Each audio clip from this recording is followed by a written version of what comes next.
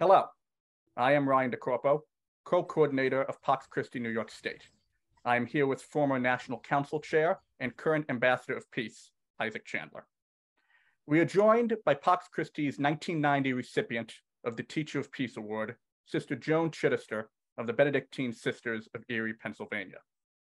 A past prioress of her order for 12 years and the author of over 50 books, including The Radical Christian Life, The Monastic Heart, and Awakenings, Sister Joan served as president of the Leadership Conference of Women Religious from 1976 to 77, and as co-chair of the Global Peace Initiative of Women.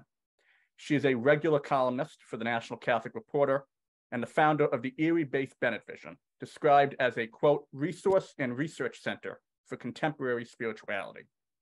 The recipient of more than a dozen honorary degrees, she has appeared on numerous television programs, including 60 Minutes, Meet the Press, and Oprah Winfrey's Super Soul Sunday.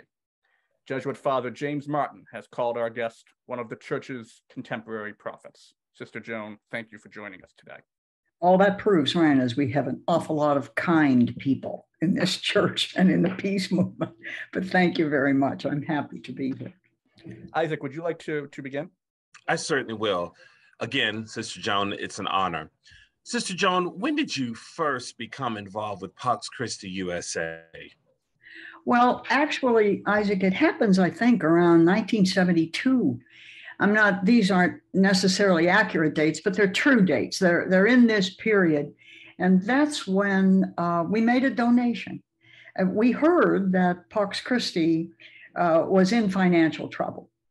And Mary Evelyn and Sister Mary Lou had already been in contact. And when that happened, we decided as a small community, we always make a donation to something.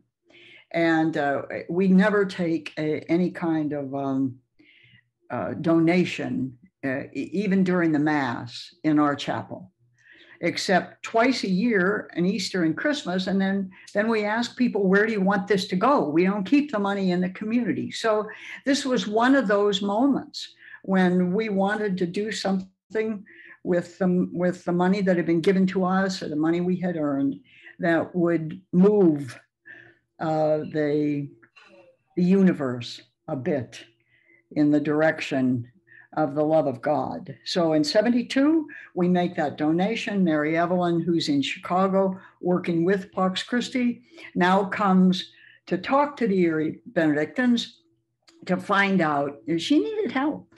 And we were a Benedictine community, which is no small part of this answer. Remember that Benedictinism is part of the peace process in the 12th and 13th century. And in developing the truths of God and the peace of God, they couldn't end the fighting between the barons, but what they did was put the stamp of the church on limiting that fighting. So these won't be necessarily accurate, but they're true.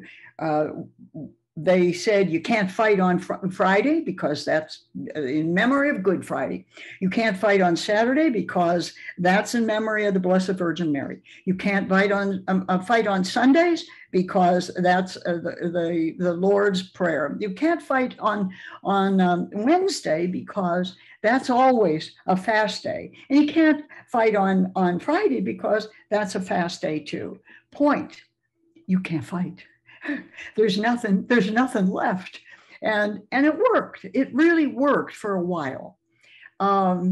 Eventually, the nature of war itself changed. The movement of the barons to larger pieces of ground, the development of armed armies and materials of that nature, until pretty soon there was no controlling the military beast. And you had constant fighting in Europe as each little barony tried to get another piece of land. The Benedictine monastery stood in the middle of that, always calling for peace, always demanding that whoever came into that community came as peacemaker. Now you notice it comes down through history. If you look at the doorways the arches of the great old monasteries, it'll say Pax Intrantibus, peace to those who enter here.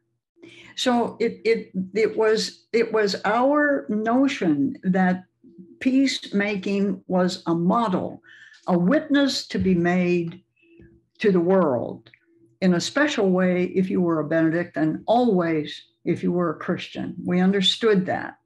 But what gets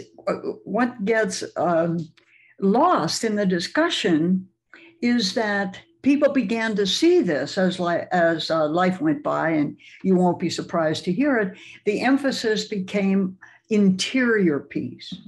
So in my new book, The Monastic Heart, I have two chapters. One is interior peace, and the other is exterior or public peace. The answer to your question is, this is a very Benedictine thing. It sticks to us like historic glue and requires that we concentrate at all times on the kind of social peacemaking that comes out of our ability through the rule and its own mildness to enable you to come to peace, so much internal peace that you would not try to make war with it. Sister Joan, could you describe some of the work that you did with Pax Christi in Haiti in the late 1980s? Well, Haiti was one of the saddest and most beautiful pieces of Pax Christi in those periods, I think, that we saw. We had people down there regularly in the first place, and we went with a delegation. At that time, you'll have to help me here. Who was that? Who was the young priest who was working with the street children on a stack of mattresses in an old garage, who later becomes president of Haiti? I'm not sure. I know this was in '89 when you were there. Yes, but he wasn't president yet. But was that Aristide? Thank you. It's exactly who it was. In fact, I made a film called Voices of Hope, Voices of Promise, and went down to find all of these pieces of life there to bring back to the United States so that Haiti could become a concentration. It obviously didn't work, did it?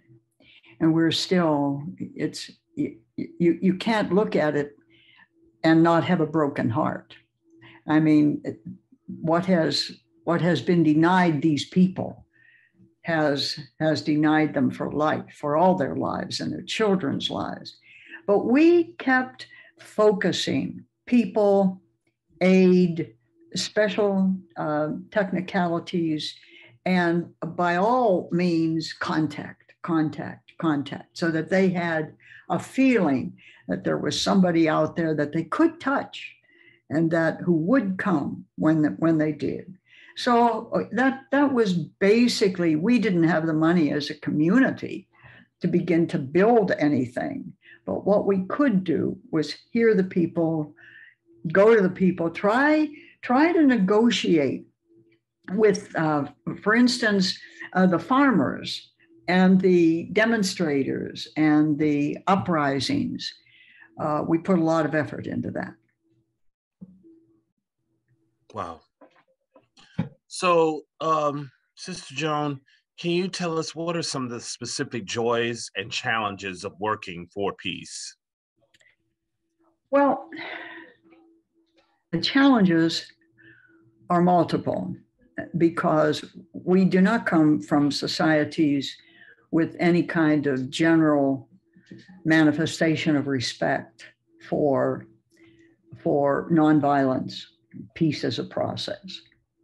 At the same time, as major as that is from every dimension, it is also true that even as we speak today, half the world is at war in some way, and the people are paying the price of that.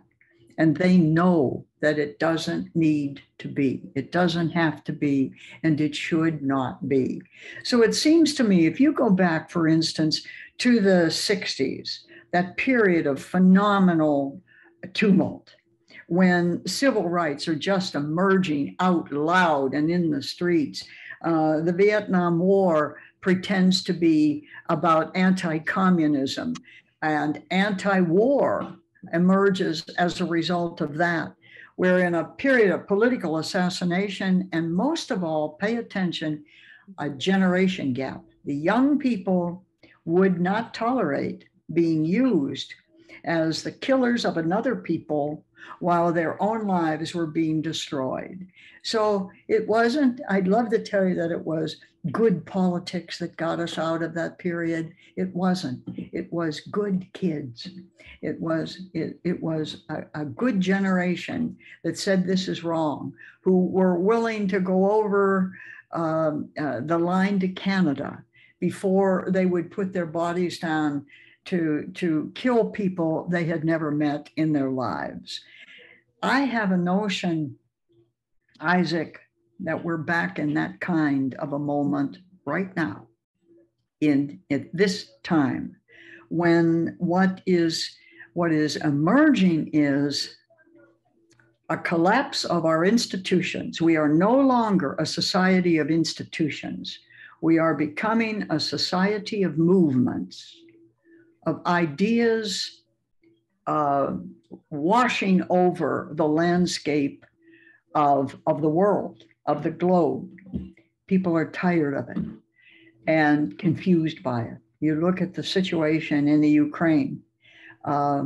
It is as sinful as anything can get in this day and age, but it is being equaled by the sin of the creation of a young army of 14, 15, 16, and 18-year-olds that we get by selling our guns. So we have no right to judge anybody else's commitment to these things. This peace must be addressed at every level, on every issue. It is not a specific issue. It is a way of being alive. And in that case, again, you see the Benedictine looks at that and says, to have a monastic heart, you have to have a heart that is open. You have to have a heart that is productive. You have to have a heart with a vision. You have to have a heart for the globe, for more than yourself, and even for more than your country, and more than your place. You have to have a heart that says, we must bring each other to peace. Until peace is seen as a global activity rather than a national attempt, we're not going to get any place.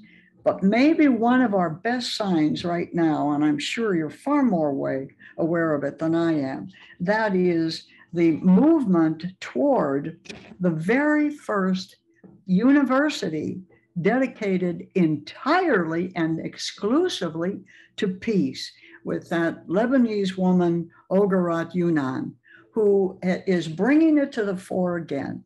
And when I saw it and began the reading behind it, I said, wouldn't this be wonderful to be part of this? And then I remembered, we are all a part of it. And we were a part of that. I said to myself, all those nights on the street, all those drives, 8-hour drives to get to the meetings in old cars, all that speaking in public parks in Washington, D.C., a little at a time, we came to this moment where I think maybe there is more readiness. There's a very, very old piece of public folklore, and it says something like this. The old farmer is throwing seeds, and the city guy says to him, "Is that what you do? All you do is throw seeds? What good does that do? What does that change?" And the old man looked at him and he said, well, I admit, he said, I stand here all day long and all I do is scatter seed. And surely it takes no strength and no courage to scatter seed. I know that, but it does take a lot of courage and strength to keep facing the wind.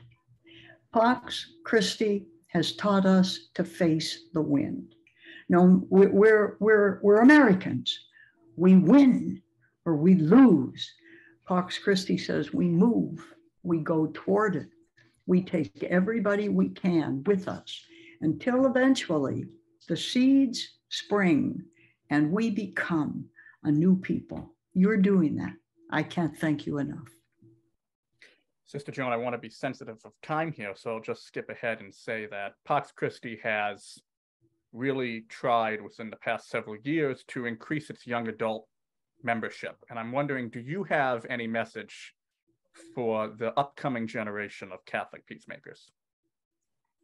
Well, the one thing I think you have to realize is we have looked at peace as a commodity, something on the side. We really have not taught peace as one of the sacraments of the entire tradition. I mean, I really believe that young people should see themselves as peacemakers, as part of the bringers of God's glory to their own generation and to them, meaning we should be teaching people that age every year. They should be involved in some kind of peacemaking activity. And that we don't mind telling them, you know, that they've got to go to the Advent liturgies, or they ought to be in some place where they can distribute bread. Of course they do. Of course they do. But you can go on distributing bread for the rest of your life, and nobody will ever stop you.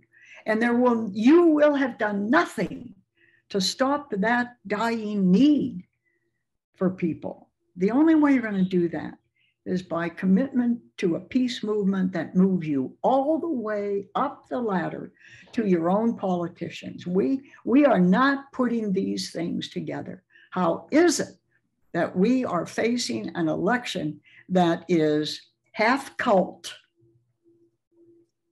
half confused?